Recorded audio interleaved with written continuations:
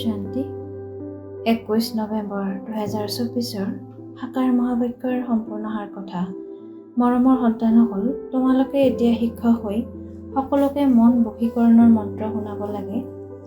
এইটো তোমালোক সকলো সন্তানৰ কৰ্তব্য।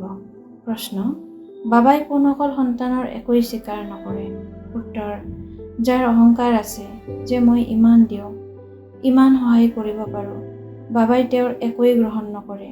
বাবাই কয়, মোৰ হাতত চাবি আছে, দৰকাৰ হ'লে মই কাৰোবাক গৰীব কৰি দিওঁ, কাৰোবাক চহকী কৰি দিওঁ। এয়াও ড্ৰামাৰ ৰহস্য।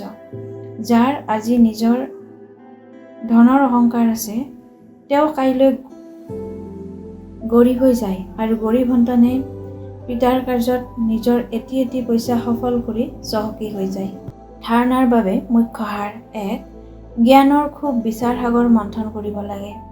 যি শুনা সেয়া উগাৰিব লাগে, মন্থন কৰিব লাগে।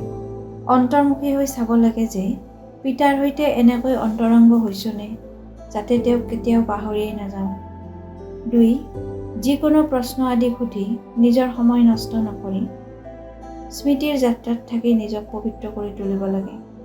অন্তিম সময়ত একমাত্ৰ পিতাৰ স্মৃতিৰ বাহিৰে অন্য কোনো বিচাৰ নাবাহে। এইটো অভ্যাস এতিয়াৰ পৰাই কৰিব লাগে।